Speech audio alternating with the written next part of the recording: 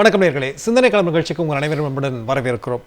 ஆளுநர் ஆர்.என். ரவி அவர்கள் வழக்கமாக கருத்துக்களை சொல்வதுண்டு, அதுவும் சர்ச்சைக்குரிய கருத்துக்களாக சொல்வதுண்டு. இந்த முறை பேசியிருக்கக்கூடிய ஒரு விஷயம் என்பது வன்மம் கலந்த நோக்கத்தோடு ஆளுநர் ஆர்.என். ரவி அவர்கள் பேசியிருக்கிறார் என்று முதல்வர் கண்டிக்கிற அளவிற்கான அவருடைய கருத்துக்கள் என்பது இருந்திருக்கிறது.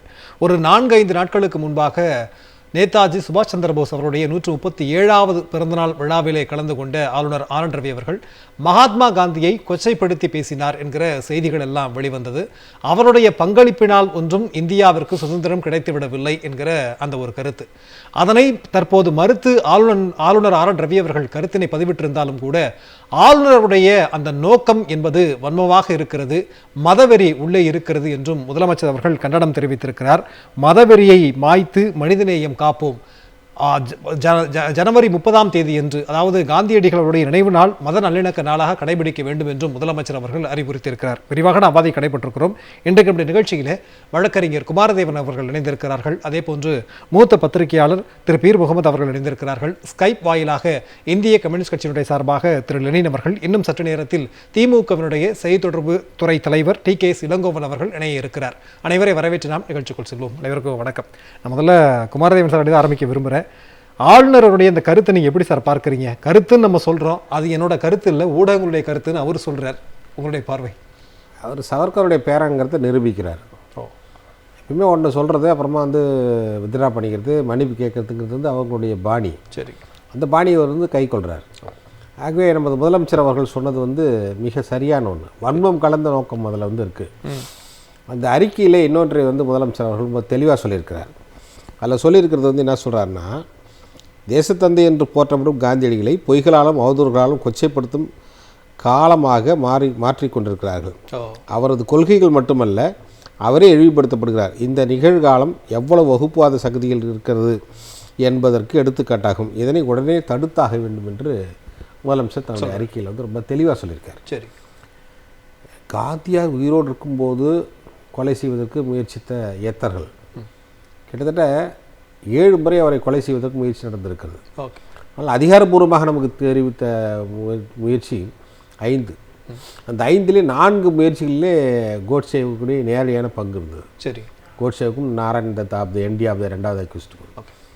அதுக்கு பிறகு இறுதியான ஒரு முயற்சி ஜனவரி மாதம் 20ஆம் தேதி இங்கே காந்தியார் அவர்களை கொல்லுவதற்காக ஒரு பிரார்த்தனை கூட்டத்தில் இருக்கும்போது, சரி பாருங்கள், இந்துத்துவா என்பதற்கு இதுதான் பெரிய உதாரணம். பிரார்த்தனை கூட்டத்தில் இருக்கும்போது ஒரு ஜன்னலிலிருந்து வெடிகுண்டே அவர் மேல் வீசுவது. ஓகே, இது தோல்வி அடையுது. சரி, வெடிகுண்டு வீசினாங்க, வெடிக்குது. ஆனால் யாருக்கும் காயம் ஏற்படல, எதுவும் இல்லை.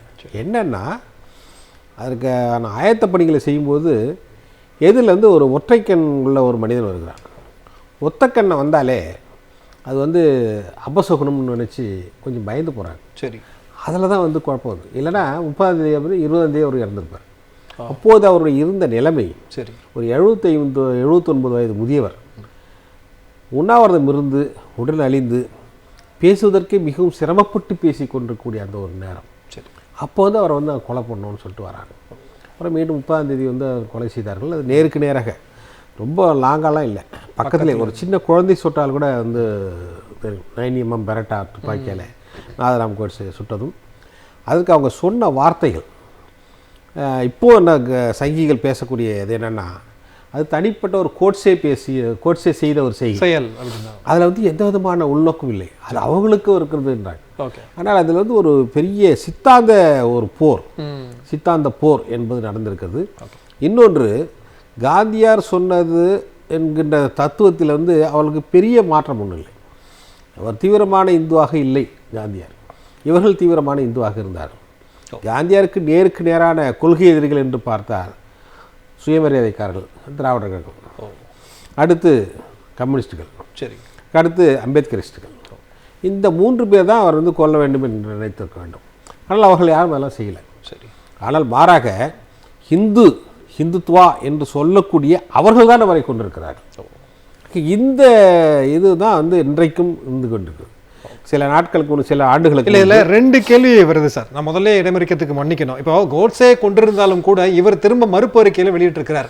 மகாத்மாவினுடைய போதனைகள் தான் என்னுடைய லட்சியங்கள், என்னை வழி நடத்துகிறார் இன்னும் அப்படின்னு சொல்றவர் உள்நோக்கத்தோட காந்தியை விமர்சிச்சிருப்பாரா அப்படின்னு.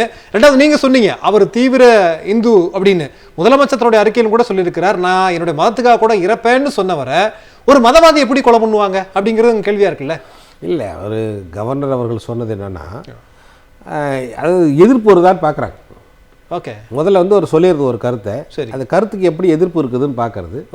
பார்த்தா எதிர்ப்பு ரொம்ப அதிகமாக வரும்போது டக்குன்னு இறங்கிடுறது. இல்லை நான் அப்படி சொல்லலை, அவர் தான் எனக்கு வந்து சரியாக இருக்கார், ஓகே, நான் அந்த கொள்கையை தான் நான் வந்து பின்பற்றுகிறேன் என்று சொல்லி அதுலேருந்து அப்படியே பல்ட்டி அடிப்பது. நான் எத்தனை வந்தவொடனே சொன்னேன்ல, சவர்கருடைய பேரன் அப்படி தான் பேசுவார். சரி, இன்றைக்கு கவர்னருடைய வேலை என்ன? நீங்கள் சுபாஷ் சந்திர போஸ் அவர்களை புகழ்ந்து பேசுவதற்கு உங்களுக்கு உரிமை இருக்குது. ஓகே, ஆனால் அவரை காந்தியாரோடு ஒப்பிட்டு காந்தியார் செய்தது ஒன்றும் கிடையாது, இவர் தான் ரொம்ப நல்லா பண்ணாரு அப்படின்னு சொல்றது வந்து எந்த வகையில் வந்து நியாயமாக இல்ல. அதுக்கும் ஒரு மறுப்பு சொல்றாங்க, அது என்னுடைய கருத்து இல்ல, அட்லி அவருடைய கருத்து, அப்போதைய பிரிட்டிஷுடைய அட்லியுடைய கருத்து வந்து இப்போ எதுக்கு சொல்ல வரீங்க? அட்லியோட கருத்தை பற்றி என்ன கருத்தாக இருக்குமா? நீங்கள் உட்காந்து போர் அடிக்கிற மாதிரி எல்லாரையும் கூப்பிட்டு உட்கார வச்சு பேச வரீங்களா? அது மாதிரி எனக்கு கருத்தாக இருக்குமா அது? இல்லை அட்லியை பற்றி யாராவது அவரை பற்றி புகழ்ந்து பேசுங்கன்னு சொல்லி சொன்னாங்களா? இல்லை அட்லியுடைய நிலையினாலா? இல்லை அவருடைய பிறந்தநாளா? சரி, எதுவுமே இல்லையே. இல்லை, இவருடைய நோக்கம் என்னவென்று சொன்னால் காந்தியை வந்து முழுமையாக அவருடைய அந்த பிம்பத்தை உடைக்க வேண்டும். ஓகே சார், நம்ம பேச சிதறடிக்க வேண்டும். ரைட், நம்ம பேசுவோம். அதனால தான் வந்து என்ன பண்ணுறாங்க, வந்து இந்து மகாசபைக்காரன் காந்தியை போலவே ஒரு படத்தை வைத்து ஒரு கட் அவுட் வச்சு சுட்டு அல்ல ரத்தம் வருவது போல காட்டுவதும், காந்தியாருடைய சிலைகளை வந்து உடைப்பதும், இந்த சிலைகளை உடைத்ததுக்கு பிறகு அந்த சிலைகள் மேலே வந்து வேறு ஏதோ ஒன்று பூசுவதும், கருப்பு மை அடிப்பதும் ஆக பல இடங்களில் வந்து இப்படி செய்கிறாங்க. எப்படியெல்லாம் செய்வதற்கு இப்படிப்பட்ட ஆட்களுடைய பேச்சு தான் தூண்டுகோலாக இருக்கு. நிச்சயமா சார், நம்ம பேசுவோம். காந்தியடிகளை ஏன் இழிவுபடுத்தணும், அதற்கு பின்னால் இருக்கக்கூடிய நோக்கம் என்னங்கிற கேள்விக்குள்ளேயும் போகலாம். அடுத்த சுற்றுல நம்ம போகலாம்.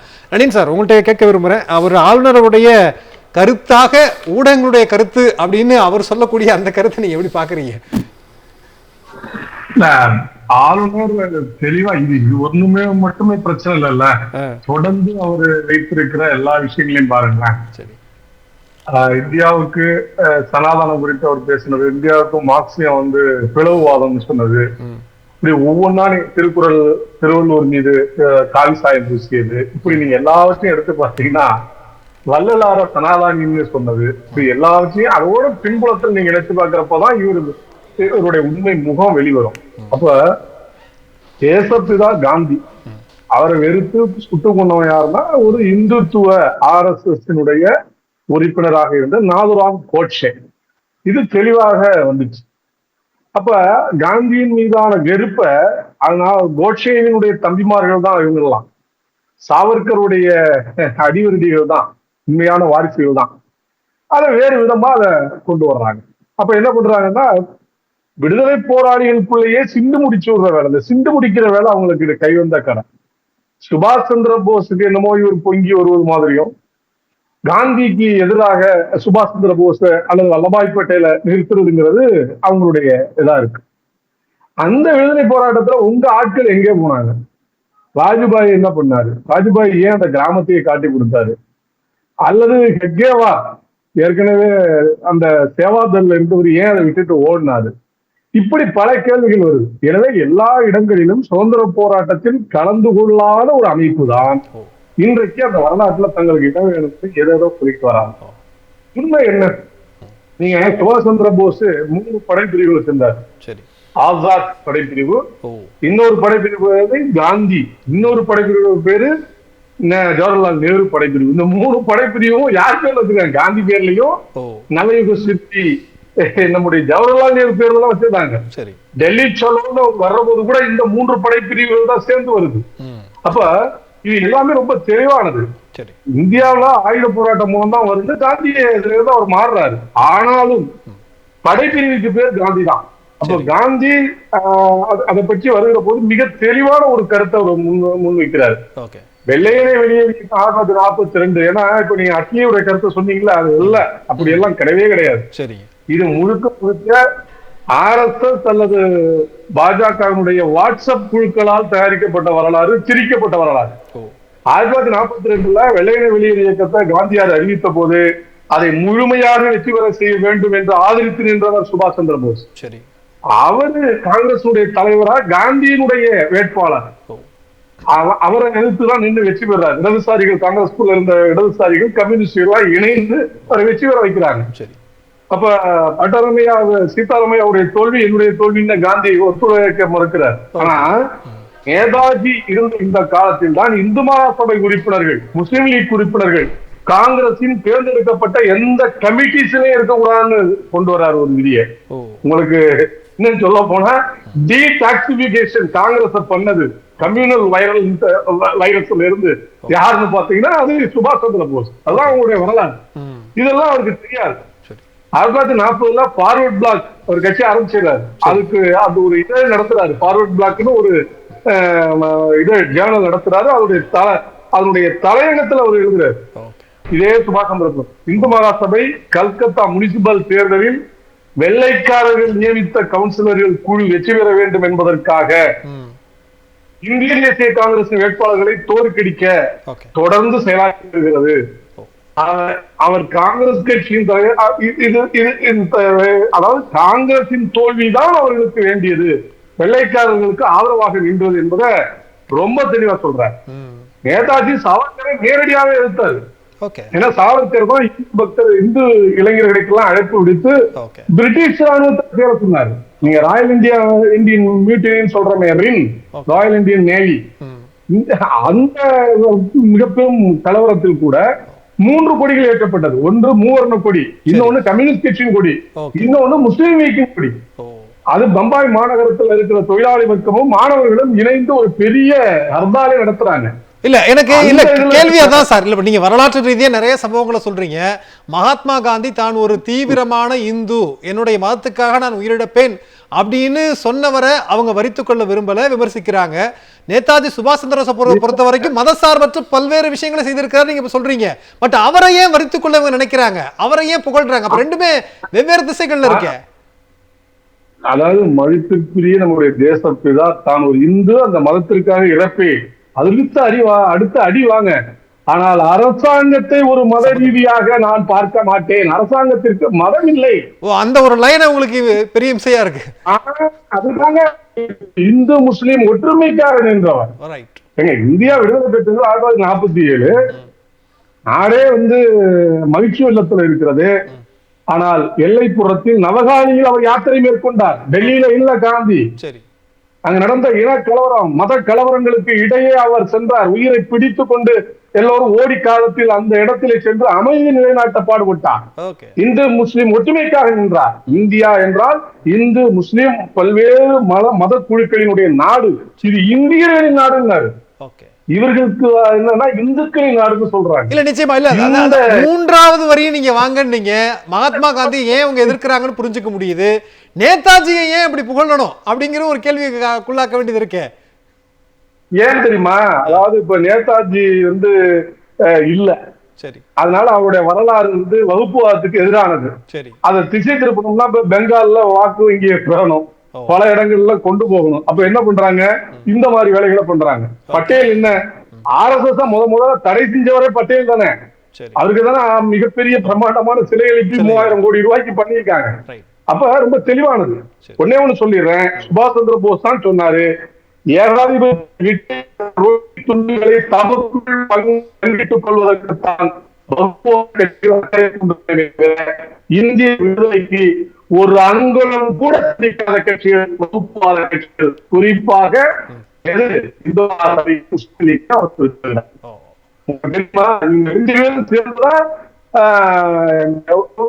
காங்கிரசுக்கு எதிராக நிற்கிறார்கள். நிச்சயமா சார்,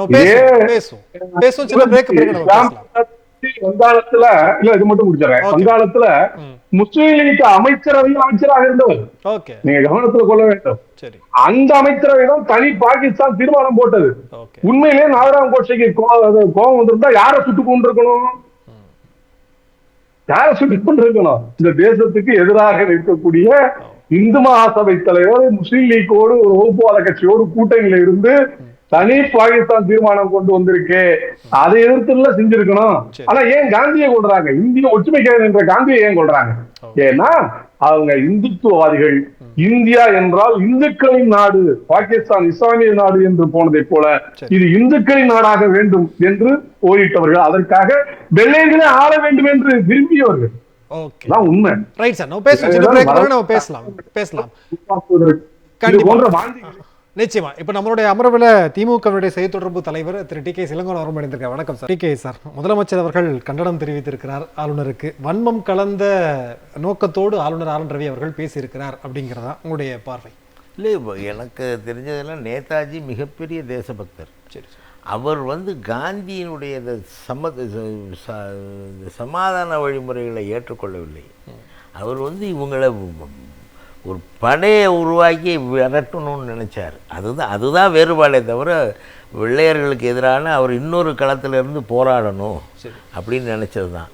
அவர் இந்திய தேசிய இராணுவத்தை அமைச்சார். ஆனால் வரலாற்று ரீதியாக பார்த்தீங்கன்னா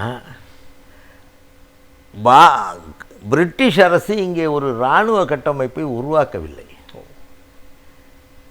அதில் என்ன ஆகுதுன்னா யாரை எதிர்த்து போராடினார்னா, அதாவது இந்திய தேசிய இராணுவம் வெள்ளையர்களோடு எங்கே போர் முகத்திலே சந்தித்தது. அவர் நாடு விடுதலையாக வேண்டும் என்று நினைத்தால் அதில் எந்த மாற்று கருத்தும் இல்லை. காந்தி தான் தன்னுடைய தலைவராக அவர் வைத்திருந்தால் அதிலே மாற்று கருத்து. எந்த இடத்திலையும் போர் நடைபெற்று 3-4 நாடுகள், இப்போ சென்னை மாகாணம் வெள்ளையர் ஆட்சி காலத்தில் இருந்தது. இங்கே தென்னிந்தியாவே பார்த்தீர்கள் என்றால் ஹைதராபாத் தனி சமஸ்தானம், திருவாங்கூர் தனி சமஸ்தானம், மைசூர் தனி சமஸ்தானம், மீதமுள்ள பகுதியில் சென்னை மாகாணம். இங்கே ஒரு இராணுவத்தை அவர்கள் கட்டமைத்தார்களா? இல்லை. இராணுவத்தை கட்டமைக்காத நேரத்தில் இந்திய தேசிய இராணுவம் யாரோடு போராடி இருக்கும்? அவர்கள் இங்கே இந்த நாட்டை பிடித்து ஒரு இராணுவத்தை உருவாக்கி இருந்தார்கள் என்றால், சிப்பாய் கழகத்துக்கு பிறகு அவர்கள் பயந்தார்கள், இராணுவத்தை உருவாக்குவதற்கே பயந்தார்கள். அவர்கள் அதிகாரத்தை காட்டி குறுநில மன்னர்களை பிடித்து தங்கள் நாட்டை வளர்த்து கொள்ள வேண்டும் என்று நினைத்தார்களே தவிர, இந்த நாட்டை தனக்கென்று ஒரு வலிமையான இராணுவத்தை உருவாக்க வேண்டும் என்று வெள்ளையர்கள் நினைக்கவில்லை.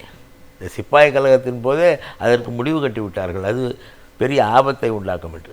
அப்படியே இராணுவத்தை அவர்கள் உருவாக்கி இருந்தாலும் அந்த இராணுவத்தில் வெள்ளைக்காரர்களை கொண்டு நியமிக்கப் போவதில்லை. இங்கே உள்ளவர்களை அவர்கள் ஒரு வேலை சேர்த்திருக்கலாம்.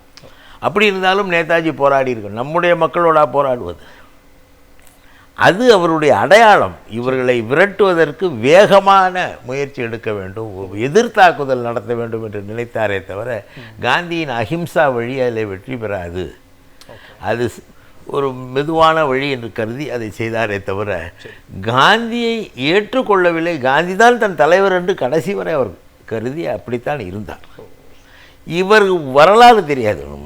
ஆர் என் ரவியோட பிரச்சனை என்னன்னா, அவர் வரலாறு தெரியாது. இல்ல பிரச்சனை தெரியாதுங்கிறதா இல்ல தெரிஞ்சுக்கிட்டு திருச்சி பேசுறது? இல்லை, யாரோ எழுதி கொடுக்கறத பேசுறதா தான். நானே படித்து பேசினேன்னா எனக்கு தெரியும். எனக்கு எப்போ ரவி மேலே அவருடைய சிந்தனை மேலே ஒரு சந்தேகம் வந்ததுன்னா, ஜியு போப் திருக்குறளை தவறாக மொழிபெயர்த்து விட்டார்னார். இவர் மூலமொழி தெரிஞ்சாதான் மொழிபெயர்ப்பு தவறாக சரியான்னு தெரியும். ஒரு தமிழில் பெரிய பாண்டித்யம் இருந்து திருக்குறளை தமிழ்லேயே படித்து டிரான்ஸ்லேஷன் தப்புன்னு சொன்ன அர்த்தம் இருக்கு. இவருக்கு தமிழே தெரியாது, திருக்குறளை படித்தாராங்கிறதும் தெரியாது. அதை படிச்சுவிட்டு தப்பாக மொழிபெயர்த்தார்னு சொன்ன அர்த்தம் இருக்கு. ஜியு போப் திருக்குறளை தவறாக மொழிபெயர்த்தார்னு சொல்லும் பொழுதே இவருடைய அறிவாற்றல் என்ன என்று நமக்கு தெரிந்து விட்டது. அதனால் அவருக்கு யாரோ எழுதி தரதை பேசுகிறார், அவ்வளோதான். ஓகே சார், இப்போ அதுக்கு முதலமைச்சர் அவர்கள் ரியாக்ட் பண்ணியிருக்கிறது மத நல்லிணக்க நாளாக நம்ம கடைபிடிக்கணும், உறுதிமொழி ஏற்போம், முழக்கமிடுவோம்ன்ற, ஏன் அதை கனெக்ட் பண்ணுறாங்க அப்படிங்கிறது இல்லை. இவங்க அதை இவர் ஒரு ஆர் என் ரவியை பொறுத்தவரை அவர் ஆளுநராக செயல்படவில்லை. சரி, அவர் பாஜகவின் அடிவருடியாக செயல்படுகிறார். நான் குற்றம் சொல்கிறேன். சரி, ஆளுநராக செயல்படவில்லை. இன்றைக்கு நாகப்பட்டினம் போயிருக்கிறார் நேற்று. அங்கே ஒரு இடத்துல அந்த மக்களுக்கு சில தேவைகள் இருக்கிறது, அது நிறைவேற்றப்படவில்லை. ஏறத்தாழ 1968ஆம் ஆண்டு நடந்த கீழ்வெண்மணி சம்பவத்துக்கு அந்த இடத்துக்கு இன்றைக்கு பார்வையிட செல்கிறார். இதெல்லாம் ஏன்? அங்கே மக்கள் இப்பொழுது சுமூகமாக வாழ்ந்து கொண்டிருக்கிறார்கள். இவர் போய் மீண்டும் கலவரத்தை தூண்டப் போகிறாரா என்று கூட எனக்கு தெரியவில்லை. இதெல்லாம் என்ன என்றால் இதற்கு நோக்கம், ஒரு ஆளுநராக இருந்தால் என்ன செய்திருப்பார்? நேராக வந்து தலைமைச் செயலாளரை கூப்பிட்டு இந்த இடத்துல இது போன்ற ஒரு பிரச்சனையை பார்த்தேன், நீங்கள் சரி செய்யுங்கள் என்று சொல்லியிருப்பார். ஓகே, கீழ்வெண்மையிலே வீடு இல்லாமல் தவிக்கிறார்கள், அதிகாரிகளிடம் கூப்பிட்டு இதை சரி செய்யுங்கள் என்று சொன்னால் அவர் ஆளுநர். ஓகே, அதை அரசியலாக்க முயற்சித்தால் அவர் பாஜகவின் அடிவருடி. அவ்வளோதான் வித்தியாசம். Okay sir. ஸோ ஃபைனலாக ஒரு பாஜகவினுடைய கைகுடியாக இருக்கிறார் அப்படிங்கிற உங்களுடைய கருத்தில் நீங்கள் இருக்கிறீங்க. நம்ம பேசுவோம். பெருமுகத்தை நீங்கள் எப்படி பார்க்குறீங்க? அதாவது மகாத்மா காந்தி அவருடைய நினைவு நாளுக்கு முன்னதாக அந்த மகாத்மாவை பற்றி நான் பேசிக் கொண்டிருப்பது பொருத்தமானது. மகாத்மா காந்தியை ஆளுநர் ரவி எதிர்ப்பதற்கு காரணம் இருக்கிறது. ஏனென்றால் மகாத்மா காந்தி தான் முதலமைச்சர் அவர்கள் சுட்டிக்காட்டியது போல மத நல்லிணக்கத்தின் ஒரு அடையாளமாக, ஒரு தூதுவராக இங்கு இருந்தார். ஒரு முறை அவர் என்ன சொன்னார் என்றால், நான் எப்படி ஒரு நல்ல இந்துவாக இருக்கிறேனோ அதே போல் நான் ஒரு நல்ல முஸ்லீமாகவும் இருக்கிறேன், அப்படி நீங்கள் பார்த்தால் ஒரு நல்ல கிறிஸ்தவராகவும் நல்ல பார்சியாகவும் இருக்கிறேன். அதனுடைய அடிப்படை என்னவென்றால், நீ ஒரு எடுத்துக்காட்டான மனிதனாக இருக்க வேண்டும் என்பதுதான் அவர் தொடர்ச்சியாக பேசிக்கொண்டிருந்த விஷயம். அவருடைய ஆசிரம பஜனாவளி என்று சொல்லப்படக்கூடிய தினமும் 1 மணி நேரம் காலையிலும் மாலையிலும் அவருடைய ஆசிரமத்தில் அதை வாசிப்பார்கள். அதில் ஒரு பௌத்த ஸ்லோகத்தோடு அதற்கு பிறகு உபனிஷத்து, குர்ஆன், பைபிள் எல்லா வசனங்களையும் சேர்த்து 1 மணி நேரம் அந்த மந்திரத்தை அவர்கள், அந்த ஸ்லோகங்களை அவர்கள் வாசிப்பார்கள். முதலில் அவருடைய ஆசிரமத்தில் இது போன்ற ரவியுடைய வகைராக்களாக இருக்கக்கூடியவர்கள் அங்கும் இருந்தார்கள். ஆசிரமத்தில் ஒரு நாள் தகராறு செய்கிறார்கள். அப்போது அவர் சொல்கிறார், 2 நாட்கள் விரதம் இருந்து பிரார்த்தனைகளை மொத்தமாக நிறுத்தி விடுவோம். பிரார்த்தனைகளை நிறுத்திவிட்டு 2 நாட்களுக்கு பிறகு எது ஒரு தெளிவு பிறக்கிறதோ அப்போது அவர் வந்து அந்த வலதுசாரி தன்மை கொண்ட, அந்த தீவிரத்தன்மை கொண்டவர் வந்து மன்னிப்பு கேட்கிறார். அதற்கு பிறகு மீண்டும் அந்த பிரார்த்தனைகள் ஆசிரமத்தில் ஆரம்பிக்கின்றன.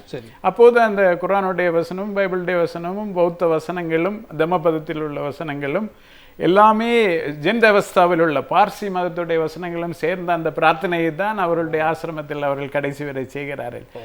இந்த நல்லிணக்கம் என்பது, அதாவது நீங்கள் ஒட்டுமொத்த சுதந்திர இந்தியாவின் வரலாற்றை எடுத்து பார்த்தீர்கள் என்றால், இந்த காந்தியை கொண்டவர்களுக்கும் காந்தியால் இந்த தேசம் உருவானது, நிர்மாணிக்கப்பட்டது என்று நம்புகிறவர்களுக்குமான ஒரு போட்டியாகத்தான் இந்த அரசியலை நாம் பார்க்க வேண்டி இருக்கிறது. அப்படி பார்த்தால் இன்றைக்கு ஆட்சியில் இருக்கக்கூடியவர்கள் கோட்சேவின் வாரிசுகள், அதில் எந்த சந்தேகமும் இல்லை. அவர்களுடைய பிரதிநிதியாக இருக்கக்கூடிய RN ரவி மகாத்மா காந்தியை எதிர்ப்பதில், மகாத்மா காந்தியை குறை சொல்வதில், குற்றம் சொல்வதில் நமக்கு எந்த ஆச்சரியமும் இல்லை என்றால் அப்படித்தான் சொல்வார். ஏனென்றால் அவர் அங்கிருந்து தான் வருகிறார். மகாத்மா காந்தியை கொண்டவர்களிடமிருந்து தான் அவரை புறப்பட்டு வருகிறார். எனவே மகாத்மா காந்தியை சிறுமைப்படுத்துவது என்பது அவருடைய தொழிலில் ஒரு பகுதி. அதன் அடிப்படையில் தான் மகாத்மா காந்தியை சிறுமைப்படுத்துகிறார். மக்களுடைய, தமிழ்நாட்டு மக்கள் கடுமையாக அதற்கு, ஏனென்றால் தமிழ்நாட்டு மக்கள் மகாத்மா காந்தியை உருவாக்கியவர்கள். எப்படி தமிழ் மக்கள் மகாத்மா காந்தியை உருவாக்கினார்கள் என்றால், மதுரை மேலமாசி வீதியில் ஒரு விவசாயி வேட்டி மட்டுமே உடுத்துக்கொண்டு மேல் சட்டை போடாமல் வந்ததை பார்த்துதான் மகாத்மா காந்தி முடிவு செய்கிறார், அந்த விவசாயியின் பிரதிநிதியாக, அந்த பிரஜையின் பிரதிநிதியாக நான் இருந்தால்தான் இந்த நாட்டுக்கு நான் விடுதலையை பெற்றுத்தர முடியும் என்று தன்னுடைய பாரிஸ்டருடைய கோட்டையும் சூட்டையும் அவர் களைந்து போட்டுவிட்டு அன்றிலிருந்து வேட்டியை கட்டி மேலே ஒரு துண்டை போட்டு ஒரு எளிமையான உடைக்கு திரும்புகிறார். மதுரை மேலமாசி வீதி தான் அவருடைய தொடக்கமே, அவருடைய புரட்சி வாழ்வுக்கான, ஒரு சுதந்திர வாழ்வுக்கான தொடக்கமே மதுரை மேலமாசி வீதி தான். அதே போல தென்னாப்பிரிக்காவில் அவருக்கு இருந்த தோழமைகள் அத்தனை பேரும் தமிழ் தோழமைகள். தமிழ் தைரியம் தான் காந்தியை ஒரு மிகப்பெரிய படை வீரராக, போர் வீரராக, இந்தியாவுக்கு விடுதலையை பெற்றுத்தரக்கூடிய ஒரு மாபெரும் பங்களிப்பை செய்யக்கூடிய இடத்துக்கு அவரை கொண்டு வந்தது. இவரை பார்த்துதான் நெல்சன் மண்டேலா அதே போன்ற ஒரு அஹிம்சை வழியில் தென்னாப்பிரிக்காவின் சுதந்திரத்தை பெற்று தந்தார். இதை பார்த்துதான் அமெரிக்காவில் கருப்பர்களுடைய சுதந்திரத்தை மார்ட்டின் லூதர் கிங் ஜூனியர் பெற்று தந்தார். எனவே இப்படிப்பட்ட ஒரு ஐக்கானாக இருக்கக்கூடியவரை அழித்தொழிப்பது என்பது RSSக்கோ RN ரவிக்கோ சுலபமான விஷயம் இல்லை. தமிழ்நாட்டு மக்கள் இதை உணர்ந்து கொண்டிருக்கிறார்கள். எனவேதான் ஒரு மறுப்பு சொல்லுகிறார், போட்டு பார்ப்பது. அதாவது இது பாசிசத்துடைய செயல் திட்டமே முதல்ல ஒரு பொய்யை சொல்லி பார்ப்பது. அவருக்கு எந்த பங்களிப்பும் இல்லை, மகாத்மா காந்தி அந்த பங்களிப்பை சொல்லி பார்ப்பது. மக்கள் எதிர்க்கிறார்களா என்று பார்த்துவிட்டு எதிர்க்கிறார்கள் என்றால் பின்வாங்கிக் கொள்வது. நீங்க சொல்றது புரிஞ்சுக்க முடியுது. அப்படியான ஒரு நோக்கம் இருக்கிறவங்க பாஜக ஆட்சிக்கு வந்ததற்கு பிறகு அக்டோபர் 2 ஸ்வச் பாரத் அப்படின்னு சொல்லி அறிவிக்கிறாங்க. ஆமாமா. அதுக்கு பிறகு அவருடைய நினைவு நாள்ல RSS பேரணிக்கெல்லாம் அனுமதி கேட்கிறாங்களே, இப்ப கொண்டாட நினைக்கலையோ அப்படின்னு ஒரு கேள்வி. அப்ப ஆமாமா, அதாவது காந்தியிடமிருந்து எதை எடுத்துக்கொள்ள வேண்டும் என்று பிஜேபி என்ன நினைக்கிறது என்றால், அவர் வந்து ஒரு பலவீனமானவர். அவர் வந்து இந்த ஊரை சுத்தம் செய்யறதுக்கு மட்டும்தான், அதாவது அவங்களுடைய ஒரு அஜெண்டா இருக்குல்ல, இந்தியா ஒரு ஆரிய, அதாவது மேல் வம்சத்தின் ஆட்சி தான் இங்கு நிலைநாட்டப்பட வேண்டும், யூஜெனிக்ஸ் என்று சொல்வார்கள், ஒரு மாஸ்டர் ரேஸ், நாங்க தான் இங்க ஆட்சி செய்யணும் அப்படின்னு தான் பிஜேபி RSS உடைய செயல் திட்டம். அதாவது ஒரு மேலாதிக்க தன்மை கொண்ட அந்த தன்மைக்குள் வரும்போது அந்த தன்மைக்கு கோட்சே தான் அவங்களுக்கு எடுத்துக்காட்டு. கோட்சேயை வணங்கக்கூடியவர்கள் அவர்கள், அதாவது மகாத்மா காந்தியை கொண்டவரை வணங்கக்கூடியவர்கள். காந்தி எதுக்கு? ஆமா, அந்த சுத்தம் செய்யறதுக்கு, அந்த மாதிரி அவரை சிறுமைப்படுத்துவதான ஒரு அடையாளம் தான் வெறும் ஸ்வச் பாரத்தாக அவரை அறிவிப்பது. அதனால் தான் நமது முதலமைச்சர் மிக தெளிவாக சொல்லி இருக்கிறார், அது மத நல்லிணக்க நாளாக இருக்க வேண்டும், வெறும் தூய்மை நாளாக இருக்கக்கூடாது. உங்களுடைய தூய்மைவாத அஜெண்டாவுக்கு, அதாவது மேலாதிக்க அஜெண்டாவுக்கு மட்டுமே ஒரு சின்ன அடையாளம் அவர் அல்ல, அவர் ஒட்டுமொத்த இந்தியாவின் அடையாளம், ஒட்டுமொத்த சுதந்திரத்தின் அடையாளம், ஒட்டுமொத்த சுயமரியாதையின் அடையாளம். அவர் ஒட்டுமொத்த சுதந்திரத்தின் அடையாளம் என்று சொல்வதுதான் நம்முடைய முதலமைச்சருடைய ஒரு அடையாளமாக, அதை கட்சியுடைய உறுப்பினர்களே இதை மல்லிணக்க நாளாக, உறுதிமொழி ஏற்பு நாளாக இருக்க வேண்டும் என்று சொல்வது என்பது மிகப்பெரிய அறைகூவல். ஆளுநர் ரவி காந்தியை சிறுமைப்படுத்தும் போது, அவர்களுடைய வகைராக்கள் காந்தியை சிறுமைப்படுத்தும் போது அவரை அடையாளத்தை தூக்கி பிடிக்க வேண்டிய, ஏற்கனவே தமிழ் மண் தான் அவர் உடன் நின்றது இந்த சுதந்திர போராட்டத்தில். தென்னாப்பிரிக்காவிலிருந்து தமிழ்நாடு வரை அவர் தீண்டாமை ஒழிப்பு யாத்திரையை தமிழ்நாட்டில் தான் தொடங்குகிறார் 30களில். அது தமிழ்நாட்டுக்கு பெரிய பங்கு இருக்கிறது, அன்றைக்கும் காந்தியை வளர்த்ததில் பங்கு இருக்கிறது, இன்றைக்கும் இருக்க போகிறது. குமாரதேவன் சார், இடையிலே ஏற்கனவே நீங்க இடமறிச்சிங்க, உங்களுடைய கருத்தை நீங்க பதிவு பண்ணலாம். இல்லை, இப்போ நமது கவர்னர் RN ரவி வந்து மத நல்லிணக்கத்துக்கு எதிராக இருக்கார். முதலமைச்சர் மத நல்லிணக்கத்துக்காக இருக்கிறார். இது என்னன்னா, திராவிட இயக்கத்துடைய பாரம்பரியமே மத நல்லிணக்கத்தை கொண்டு வரது தான். 1948 ஜனவரி மாதம் 30ஆம் தேதி காந்தியை கொலை செய்வதற்கு முன்பு இவர்கள்லாம் ஒன்றா கூடி பேசி, காந்தியை நான் கொன்று விடுகிறேன், என்னை கொன்று விட்டால் அங்கே இருப்ப என்னை அடித்து கொன்று விடுவார்கள், கொன்று விட்டவுடன் ஒரு இஸ்லாமியன் காந்தி கொண்டு விட்டான் என்று நீங்கள் கலவரத்தை ஆரம்பிக்க வேண்டும் என்று அவர்களுடைய அஜெண்டா. ஆனால் அந்த அஜெண்டா நடக்கலை, பத்திரமாக பிடித்து ஒப்படைத்து விட்டார்கள். ஒப்படைச்சோன்னா தான் தெரியுது அவர் வந்து ஒரு ஹிந்து. நேருக்கு தகவல் போகிறது, மவுண்ட் பேட்டனுக்கு தகவல் போகிறது, உள்ளே வருகிறார்கள் வேகமாக. அப்போது ஒருவன் வந்து சொல்கிறான், இல்லை வந்து ஒரு காந்தி வந்து முஸ்லீம் ஒருத்த கொண்டான், முட்டாளே வாய மூடு, கொன்னவன் யார் தெரியுமா, ஒரு ஹிந்து அப்படின்னு சொல்லிட்டு மவுண்ட் பேட்டன் சத்தம் போடுறார். நேரு சொல்கிறார், அன்றைக்கு மாலை வானொலியிலே காந்தியார் ஒரு ஹிந்துவால் சுட்டு கொல்லப்பட்டான்னு தான் செய்தி வந்துச்சு. வேறு யார் பேர்லேயும் வரல, அப்படி தான் வந்தது. இதன் மூலமாக கலவரத்தை உருவாக்கணும்னு சொல்லிப்பாங்க. ஆனால் பாதி அளவு கலவரத்தை வந்து உருவாக்கி வெற்றி பெற்று விட்டார்கள். தமிழ்நாட்டிலும் கலவரம் உருவாகியது. எங்கெங்கே வந்தது? திண்டுக்கல், வாணியம்பாடி, ஆம்பூர், திருவண்ணாமலை, பள்ளப்பட்டி, திருச்செங்கோடு, இந்த ஒரு 6 இடங்களில் வந்து வந்துச்சு. இங்கே வந்து இந்த கலவரத்தை அடக்க வேண்டும் என்று முதலமைச்சராக இருந்த ஓமந்தூர் ராமசாமி ரெட்டியார் நினைக்கிறார். இந்த கலவரத்தை அடக்குவதற்கு யார் சரியானால் என்பது பார்த்தால், பத்திரிகைகளால் ரேடியோக்களால் புறக்கணிக்கப்பட்ட தந்தை பெரியார் நினைவுக்கு வருகிறார். பெரியாரிடம் போய் சொல்கிறாங்க, அப்போ திருச்சியில் இருக்கார் பெரியார், நேராக போய் கேட்குறாங்க, ஐயா நீங்கள் பேசணும்னு சொல்லி, பரவாயில்ல நான் பேசுகிறேன்னு சொல்லிட்டு. இப்போ பெரிய மன உளைச்சல் இருக்கார் பெரியார், காந்தியை சுட்டு கொண்டாங்களேங்கிற மன உளைச்சல், அவருடைய கொள்கைகளுக்கு எதிரி அல்ல, அவர் தனிப்பட்டவருக்கு எதிரி அவர் இருந்ததே இல்லை. ஆக அவர்கிட்ட போய் சொல்கிறாங்க. திருச்சி வானொலியிலையுமே நேராக போய் பெரியார் மாளிகையில் உட்காந்து அந்த பேட்டி எடுக்கிறாங்க. 3ஆம் தேதி அந்த பேட்டி எடுத்து 4ஆம் தேதி ஒளிபரப்புகிறாங்க. அப்போ ஒளிபரப்பும் போது அதில் சொன்னது என்னென்னா, காந்தி சுட்டு கொன்றது ஒரு இந்து, நாமெல்லாம் அமைதியாக இருக்கணும். இது அப்படியே வாங்க. சில ஆண்டுகளுக்கு முன்பு கரிசல் காட்டு கடிதாசி எழுத்தாளர் ராஜநாராயணன் சொல்கிறார், நான் பெரியார் எப்போ பெரியார் நினச்சேன்னா, நான் இப்போ சொல்கிறேன் ஒரு கதைன்னு சொல்லிட்டு ஒரு நிகழ்ச்சி சொல்கிறாரு. நிகழ்ச்சி சொல்லும்போது அந்த பெரியாருடைய கூட்டத்தில் ஒருத்தர், பெரியார் கட்சிக்கார ஒருத்தர் பேசினார், யார் தெரியுமா காந்தியை சுட்டு கொன்றது இனம் என்ன தெரியுமா என்று சொல்கிறாரு. பெரியார் தன்னுடைய கைத்தடியால் டப்புன்னு தட்டி உட்கார்ந்தால் உட்கார சொல்லு அப்படின்றாரு. ஆனால் அந்த இனம்தான் என்று சொல்லியிருந்தால் மகாராஷ்டிராவிலே காங்கிரஸ் கமிட்டி தீர்மானம் போடுது, சரி கோட்சேவுடைய இனத்தை சேர்ந்தவர்கள் காங்கிரஸ் கட்சியில் இருக்கக்கூடாது, யாரும் இனிமேல் நாங்கள் சேர்க்க மாட்டோம்னு சொல்கிறாங்க. ஆனால் இங்கே அதெல்லாம் நடக்கலை. ஒரே ஒரு இடத்துல கஞ்சாடை கேட்டிருந்தால் தந்தை பெரியார் அது நடந்திருக்கும். ஐயா அவர்கள் வந்து சொல்கிறாங்க, மீண்டும் சொல்கிறார், இறந்த காந்தி ஆரிய காந்தி, இருந்த காந்தி ஆரிய காந்தி, இறந்த காந்தி திராவிட காந்தி, இந்த நாட்டிற்கு காந்தி நாடு என்று பெயர் வைக்க வேண்டும். அதே போல் வன்முறை என்பது கூடாது என்று சொல்லிவிட்டு பிப்ரவரி மாதம் 29ஆம் தேதி எல்லாரும் ஒரு கூட்டம் ஒன்று ஏற்பாடு பண்ணணும். அந்த கூட்டத்தில் என்ன சொல்லணும்னா, காந்தியாருடைய மறைவுக்கு அனுதாபம் தெரிவித்து நாங்கள் மதச்சண்டை போட மாட்டோம் என்கின்ற அந்த ஒரு தீர்மானத்தை மட்டும் போட்டுவிட்டு அமைதியாக கலைந்து சென்று விட வேண்டும். அது ஒரு லீப் வருஷம், பிப்ரவரி மாதம் 29ஆம் தேதி ஒரு கூட்டத்தை போடணும். அதுக்கடையில் அந்த கூட்டத்திற்கான பிரச்சாரத்தை நாம் வந்து செய்ய வேண்டும். சரி, திணை வாரியாக செய்ய வேண்டும், யார் மேலும் இருக்கக்கூடாது என்று சொல்லி அந்த 6 இடங்களில் தமிழ்நாட்டில் நடந்தது வேறு எங்கு பரவக்கூடாது என்பதற்காக தந்தை பெரியார் இருந்தார். அண்ணா அவர்கள் எழுதியிருக்கக்கூடிய ஒரு காவியம் மிகப்பெரிய காவியம். அதே போல் காந்தியார் சாந்தியடைய என்று சொல்லி ஆசி தம்பி முதுபெரும் திராவிட முன்னேற்ற கழகத்துடைய பிரமுகர் அவர் வந்து ஒரு பெரிய நூல் எழுதினார். சின்ன நூல் தான் அந்த நூல். அந்த நூலுக்காக அவரை கைது செய்து சிறையில் அடைத்து மொட்டையடித்து சிறையில் அடைத்தார்கள். சரி, எப்படி திராவிட இயக்கம் வந்து நேருக்கு நேரான கொள்கை எதிரியாக காந்தியை பார்த்தாலும் கூட அவருடைய மற்ற கொள்கையால் தான் எதிர்த்தார்களே தவிர தனிப்பட்ட ஒரு மனிதரை எதிர்க்கவே இல்லை. இதுதான் 1969 காந்தியாருடைய நூற்றாண்டு வருது. 68, 69 திராவிட முன்னேற்ற ஆட்சியில் இருக்கிறது. சரி, அண்ணா அவர்கள் தான் இந்த நூற்றாண்டு விழா தொடங்கிக்கிறார் 68. பிறகு கலைஞர் அவர்கள் அதை முடிச்சு வைக்கிறார். சரி, அப்பொழுது காந்தியாருடைய சிலைகள், காந்தியாருடைய கொள்கைகளை பரப்பக்கூடியது, காந்தியாருடைய நூல்கள் எல்லாம் வரிசையாக வராங்க.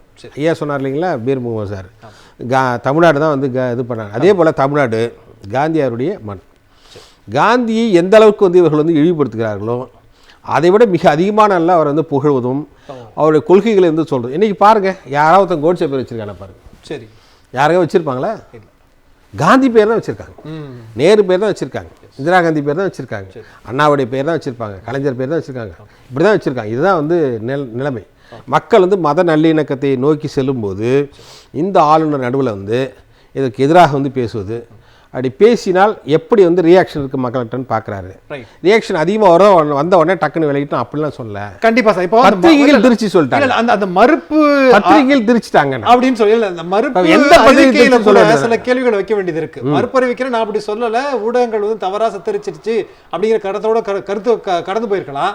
முஸ்லீம் லீக் பிரிவினைவாத கருத்துக்களை வந்து பேசிக்கிட்டு இருந்தப்போ அப்படிங்கிற இந்த மாதிரியான சொற்றொடர்கள்லாம் அவருடைய அரசியல் நோக்கத்தை எதை வெளிப்படுத்துது அப்படிங்கிற. முஸ்லீம் லீக் ஆரம்பிச்சது 1906ங்க. ஆனால் இந்து மகாசபை 1800 ஆரம்பிக்கிறாங்க. ஆனால் அவங்க தான் சொல்கிறாங்க இந்த நாடு வந்து பிரிக்கப்பட விட்டோம், முஸ்லீம்கெல்லாம் எங்கே போனீங்க, அந்த மேற்கு பகுதியாக போங்க, ஆப்கானிஸ்தான் பக்கமாக போங்க சொல்லிட்டு பாய் பரமானந்தால் வந்து அதுக்கு முன்னாடி இந்து மகாசபை ஆரம்பித்தவங்க வந்து எல்லாம் அப்படி தான் சொன்னாங்க. அதுக்கு பிறகு தான் வந்து சொன்னாங்க இதற்கு மேலே வந்து எங்களால் வந்து காங்கிரஸில் இருக்க முடியாது, எங்களை வந்து ஒதுக்குகிறார்கள் என்கின்ற காரணத்தால் தான் 1906 தான் வந்து முஸ்லீம் லீக் தொடங்கினாங்க.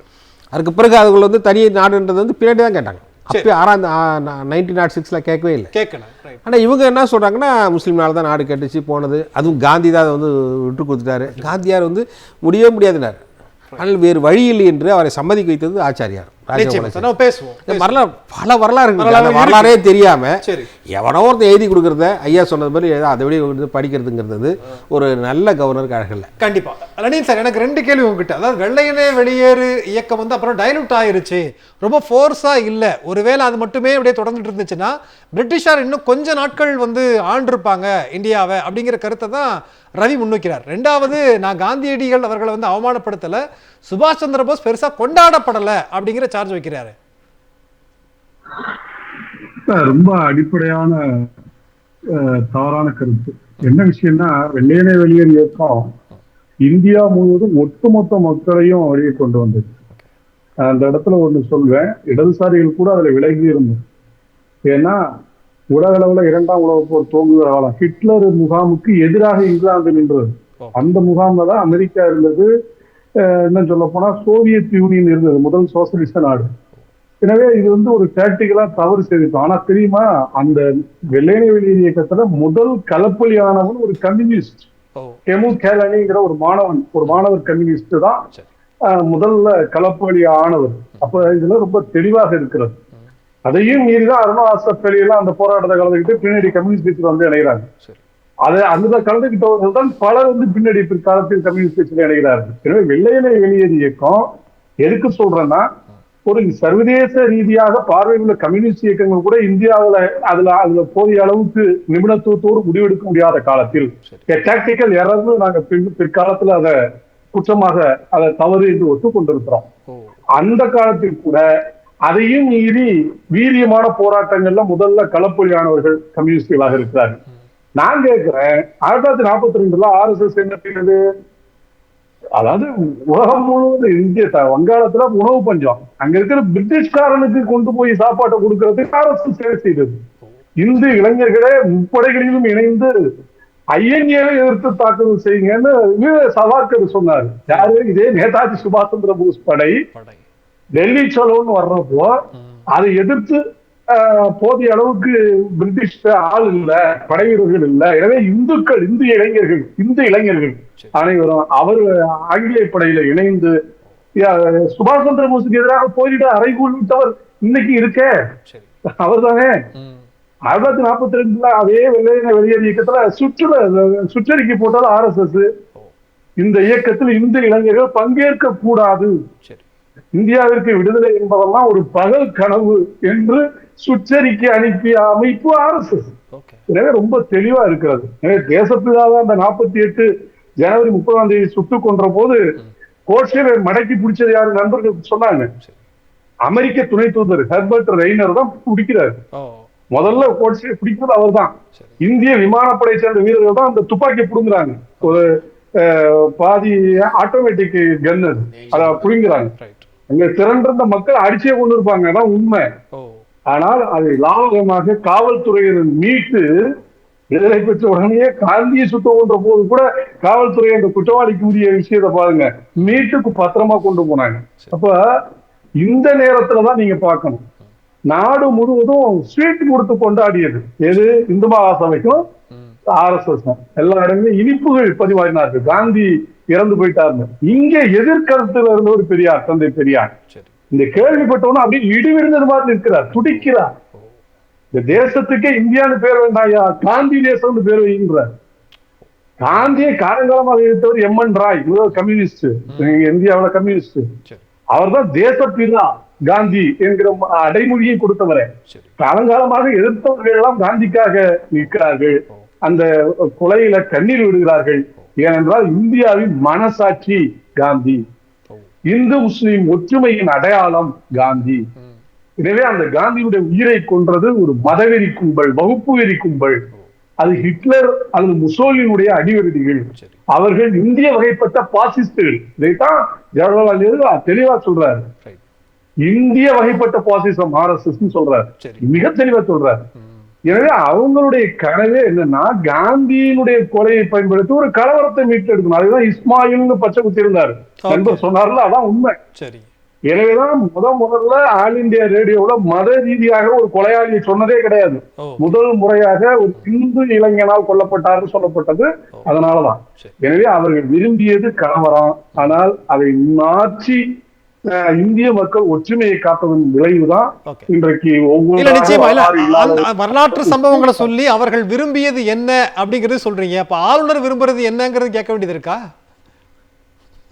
நிச்சயமா ஆளுநர் அதைத்தான் விரும்புகிறார். நான் ஓப்பனா சொல்றேன், RSS சங்கி வேலை ஒரு கவர்னர், அரசமைப்பு சட்ட ரீதியாக பதவியில் இருக்கக்கூடிய ஒருவர் ஆட்சி கொண்டிருக்கிறார் என்பதான் உண்மை. பாருங்க, கீழவெண்மணிக்கு போகிறாரு, இத்தனை காலம் அவருக்கு தெரியல, கீழவெண்மணி தியாகிகளை அழைத்து பேசுகிறாரு. உடனே பார்த்துட்டு கிராமங்கள் இன்னும் இவ்வளவு மோசமா இருக்கேங்கிறாரு. இவர் பீகார்ல இருந்தாலும் வந்தாரு, அங்கெல்லாம் சரி செஞ்சுட்டு வந்துட்டாரா? என்ன கிட்ட கேட்டீங்கன்னா 1960 எவ்வளவோ மேம்பட்டு கல்வியில் வேலை. ஆளுநர் அதை மட்டுமே சொல்லல சார், இன்னொன்னு சொல்லியிருக்கிறார். ஒரு குடிசை நடுவுல நீங்க இப்படி பிரம்மாண்டமான நினைவு தூண் அமைத்த வர்க்க போராளிகளின் சாம்பியன் சொல்லியிருக்காரு. அதான் குடிசைகள் எங்க இருக்குங்கிறத முதல்ல போய் அவர் காட்டட்டும். அங்க எவ்வளவு குடிசைகள் கான்கிரீட் வீடுகளாக மாற்றப்பட்டு இருக்கிறது, எவ்வளவு பேர் படித்து வெளியூருக்கு சென்றிருக்கிறார்கள், வேலை வாய்ப்பு பெற்றிருக்கிறார்கள், எத்தனை பேர் ஆசிரியராக இருக்கிறார்கள், எத்தனை இளைஞர்கள் வெளி நகரங்களிலே பணியாற்றி கொண்டிருக்கிறார்கள் தகவல் அவருக்கு தெரியுமா? தெரியாது. எனவே நீங்க அடுத்தவங்களுக்கு உபன்யாசம் பண்ணாதீங்க, போய் அங்க பாருங்க. வடபுலத்துல, பீகார்ல, இன்னும் மற்ற இடங்கள்ல நிறைய தேவை இருக்கிறது. வாழ்க்கை தேவை இருக்கிற இடங்களை பற்றி பேசாதவர் இங்க வளர்ந்து இருக்கிறார். அவர் சொல்றாரு, அவ்வளவு பேசுற போது கூட 1000 பொய் வரப்போ ஒரு உண்மை வருகிறது. வளர்ந்த மாநிலம் என்று சொல்லக்கூடிய தமிழ்நாட்டில் இவ்வளவு குடிசை. நாங்க குடிசையே இல்லாத மாநிலம் நான் சொல்றோம் இல்லையே. இன்னமும் ஏழ்மை இருக்கிறது. ஆனா குறைவு விழுக்காத அடிப்படையில் 4.5% தான் இங்க வந்து வறுமை கோட்டுக்கு கீழே. நிச்சயமா சார். தொடர்ந்து தமிழ்நாடு பத்தி இப்படி தவறான புள்ளி விவரங்கள் நிறைய சொல்லிக்கிட்டே இருக்காரு. பேசுவோம் டிகே சார். இப்போ முதலமைச்சர் அவருடைய இந்த அறிக்கை பார்த்ததற்கு பிறகு இன்னும் பல்வேறு விஷயங்களுக்காக திரும்ப ரியாக்ட் பண்ண வேண்டிய சிச்சுவேஷனை ஆளுநர் கிரியேட் பண்றாரு. அப்ப எதிர்க்கட்சி இங்க அதிமுகவா ஆளுநரா அப்படின்னு பொலிட்டிக்கல் கிரவுண்ட்ல ஒரு கேட்க வேண்டிய கேள்வியா மாறிட்டு இருக்கேன். அது ஒரு வகையில சிக்கல் இல்லையா? எத்தனை பேரை எதிர்த்து திமுக போராடும்? அதிமுக எதிர்க்கட்சியாக இருக்கிறதுல நியாயம் இருக்கு. சரி, ஆளுநர் ஏன் எதிர்க்கட்சியாக இருக்காருன்னு தெரியல. ஏன்னா ஆளுநர் வந்து இந்த சட்டமன்றத்தில் நிறைவேற்றுகிற தீர்மானங்களை கூட ஏற்றுக்கொள்ளாதவராக இருக்கிறார். காரணம், அதுக்கு ஒரு அடிப்படை காரணம் இருக்குது. சரி, நாங்கள் அது ஒரு தீர்மானம் ஏன் சட்டமன்றத்தில் சட்டங்கள் ஏன் ஏற்றோன்னா மக்கள்கிட்ட வாக்குறுதி கொடுத்துருக்கோம். திருப்பி நாங்கள் மக்களை சந்தித்து 5 வருஷத்துக்கு ஒரு தடவை மக்கள் காலில் விழுந்து எங்களுக்கு வாக்களியுங்கள்னு கேட்டு வாக்கு பெறணும். அவர் ஒருத்தர் காலில் விழுந்தால் மறுபடியும் 5 வருஷத்துக்கு கவர்னர் ஆகிடுவார். அதை செஞ்சால் போதும்னு நினைக்கிறார். இது அவர் இங்கே யாரை நியமித்தாலும் சரி, அவங்க வந்து இந்த மாநிலத்தில் மட்டும் இல்லை, சரி, எதிர்க்கட்சிகள் ஆளுகிற எல்லா மாநிலத்திலும் அவர்களால் நியமிக்கப்பட்டிருக்கிற ஆளுநர்கள் அந்த மாநில அரசுக்கு எதிராக நடந்து கொள்ள வேண்டுங்கிற உத்தரவோடே வந்திருக்கிற மாதிரி தெரியுது. இன்றைக்கி அதைத்தான் கேரளாவிலையும் பார்த்தோம்.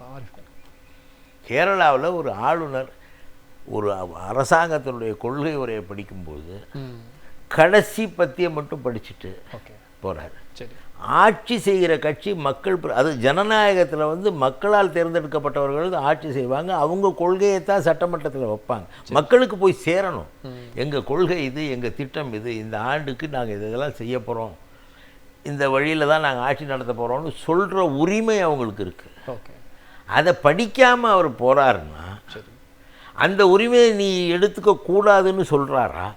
அல்லது இந்த செயல்பாட்டில் எனக்கு உடன்பாடு இல்லை, நீ ஜனநாயகப்படி நீ தேர்ந்தெடுக்கப்பட்டு மக்கள் கொடுத்த வாக்குறுதியை நீ நிறைவேற்றக்கூடாதுன்னு சொல்கிறாரு. என்ன சொல்கிறாரு? இங்கே இருக்கிற ஆளுநர் பத்தியாக விட்டுட்டு படித்தார். ஆரிஃப் முகமது கானுக்கு ஆர்.என். ரவி பரவாயில்லன்னு தோணுதோ? ஏன்னா அவர் கடைசி ஒருவேளை ஆர்.என். ரவி வந்து முதல்ல உரையை கொடுக்கும்போது படிச்சிருக்க மாட்டார்னு நினைக்கிறேன். அவர் எதையுமே பார்க்கறது இல்லைல்ல, அப்படியே வச்சுக்கிறாருல்ல. ஆரிஃப் முகமது கான் கொஞ்சம் படிச்சிட்டார், அதனால பயந்து போய் கடைசி வரியோட நிறுத்திக்கிட்டாரு. இவர் அதை படித்தே இருக்க மாட்டார். அங்கே படிக்கும்போது தான் அவருக்கு சில வரிகள்லாம் சரியாக வந்து விட்டுட்டார். அந்த மாதிரி அரசியல் செய்வதற்கான பதவி அல்ல. எல்லாம் இன்னைக்கு இந்த நாட்டில் வந்து குடியரசுத் தலைவர் தேர்ந்தெடுக்கப்பட்டவர், தேர்தலில் வெற்றி பெறுபவர், துணை குடியரசுத் தலைவர் தேர்தலில் வெற்றி பெறும், ஒரு கவுன்சிலர் கூட தேர்தல் வச்சு வெற்றி பெறுறவங்க. அதெல்லாம் ஒரு பெரிய அதிகார பதவி இல்லை. எந்தவித தேர்ந்தெடுப்பும் இல்லாமல் ஒருவரால் நியமிக்கப்படுகிற ஒரு பதவி இந்தியாவில் இருக்கிறது என்றால் அது ஆளுநர் பதவி மட்டும்தான். அதனால் நியமிக்கிறவங்களுக்கு லாயலாக இருந்தால் போதுங்கிற நினைப்பில் அவங்க நடந்துக்கிறாங்களே தவிர, அப்போ பதவி நீட்டிப்பு வாங்கிக்கலாம், தனக்காக வாழ்கிறவங்க அவங்க.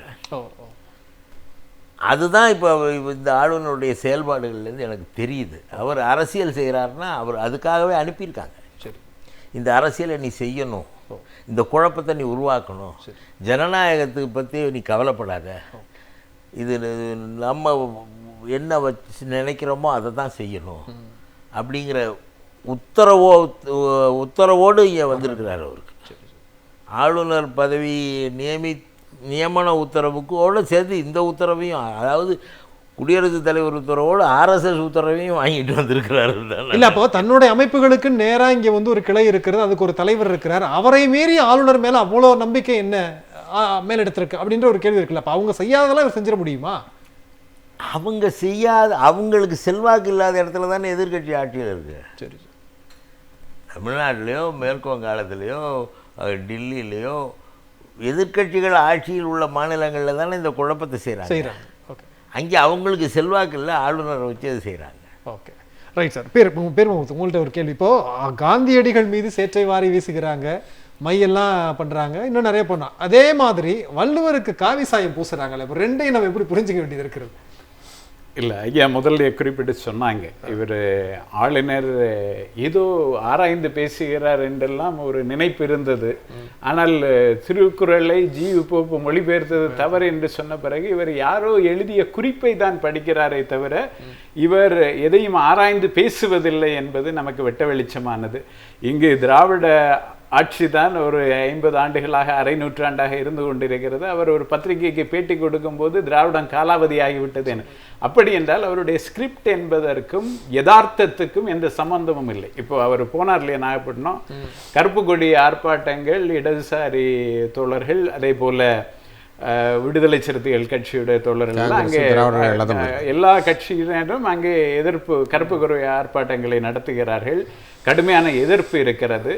ஒருவேளை களத்தில் மக்களுடைய எதிர்ப்பு தனக்கு இருக்கிறது என்பதை உணர்ந்து கொண்டு அதிலிருந்து திசை திருப்புவதற்காக இது போன்ற ஒரு ஹெட்லைன்ஸை உருவாக்குவதற்காக, தலைப்புச் செய்திகளை உருவாக்குவதற்காக அவர் இப்படி பேசுகிறாரோ, இன்னொரு பக்கம் அவர் எழுதப்பட்ட குறிப்புகளை, யாரோ கொடுத்த குறிப்புகளை, குறிப்பாக தீவிர வலதுசாரிகள் கொடுத்த குறிப்புகளை படிக்கிறார் என்று நாம் சந்தேகப்படும் அளவுக்கு அவருடைய உரைகள் இல்லை. ஹெட்லைன்ஸ் இந்த மாதிரி கொடுக்கறதன் மூலமா இப்ப டஃப் வந்து ஆளுங்கட்சிக்கா இல்ல அவர்களை சார்ந்த கட்சிக்காரர்களுக்கா?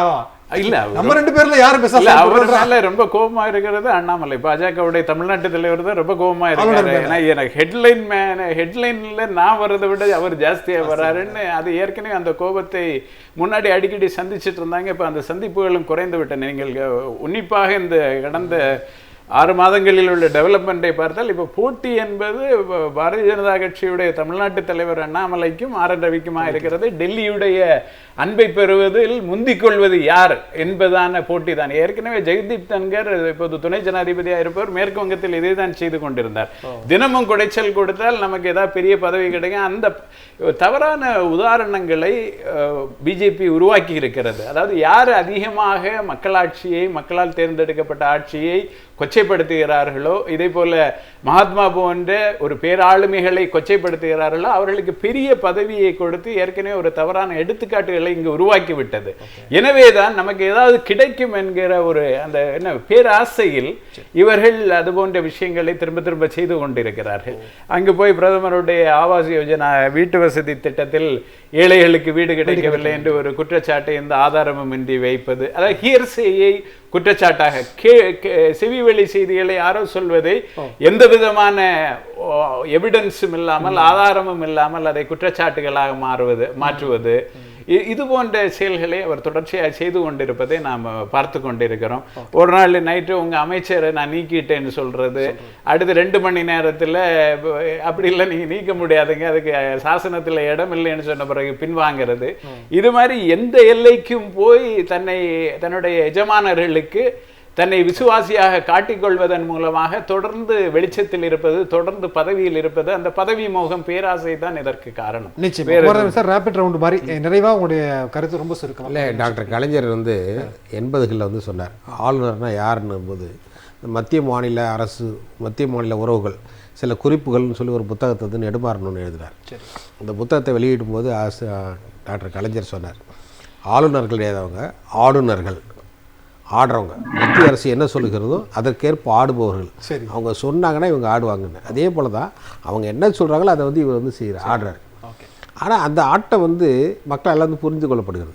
அது முக்கியமாக நமது முதலமைச்சர் இருக்காரு, அவர் ஒரு அடி எடுக்கிறாருன்னு சொல்லி தெரியும் போதே அதற்கு எதிராக வந்து பலத்த அடி ஒன்று கொடுக்குறாரு. இப்போ இந்த அறிக்கையை நீங்கள் படித்து பாருங்கள், 2 பக்கம் அறிக்கை தான். அந்த அறிக்கையை படித்தாலே தெரியும் அவருடைய நோக்கம் என்ன, நம்முடைய இயக்கத்துடைய நோக்கம் என்ன. இவர் RN ரவி, நம்ம திராவிட முதலமைச்சர், திராவிட மாடல், இது ஒன்றே போது சித்தாந்த ரீதியான எதிர்ப்பு வந்து அவர் காட்டுறாரு. அந்த சித்தாந்த ரீதியான எதிர்ப்பை காட்டக்கூடிய முதலமைச்சருக்கு தான் பல்வேறு வகையான மக்கள் வந்து எல்லாரும் வந்து அவருக்கு வந்து பின்னாடி இருக்காங்க. இவருக்கு வந்து யாருமே இல்லை. அதனால் வந்து ஏதோ பேசணும் அப்படிங்கிறதுக்காக பேசுகிறாரு. இந்த கூத்தெல்லாம் எத்தனை நாளைக்குங்கிறது வந்து கொஞ்சம் நாளில் வந்து பாராளுமன்ற தேர்தல் வர வரைக்கும் அதை பற்றி பேச முடியும். அதுக்கப்புறம் அவர் எங்கேயோ இருப்பார். RN ரவி, ஆமாம் அப்படி ஒரு ஆள் இருந்தார் இல்லை அப்படின்னு கேட்பாங்க. எத்தனையோ கவர்னர் இருந்தாங்க, யாரெல்லாம் இருக்கு இப்பெல்லாம் இருக்காங்களாங்கிறது யாருமே அது மாதிரி தான் போகும் இவருக்கு. சரி, இருக்கிற வரைக்கும் ஆடுறாரு. ஆளுநர் ஆடுகிறார், ஆளுநராக இருக்கிறார், ஆடட்டும். எவ்வளோ நாளைக்கு ஆடான்னு பார்ப்போம். பாராளுமன்ற தேர்தலில் இதுக்கு வந்து சம்பட்டி அடி கொடுப்பதற்கு மக்கள் தயாராக இருக்கிறாங்க. நிச்சயம். இங்கேருந்து மேலே இந்த கன்னியாகுமரியிலிருந்து காஷ்மீர் வரைக்கும் இருக்க தயாராக இருக்காங்க. என்னுடைய கருத்து. மதவெறியை மாய்ப்போம், மனித நேயம். நேர்ச்சப்ப கொண்ட விருந்தினர்களுக்கு மிக்க நன்றி. நேரில் மீண்டும் ஒரு நிகழ்ச்சியில் சந்திக்கலாம். நன்றி, வணக்கம்.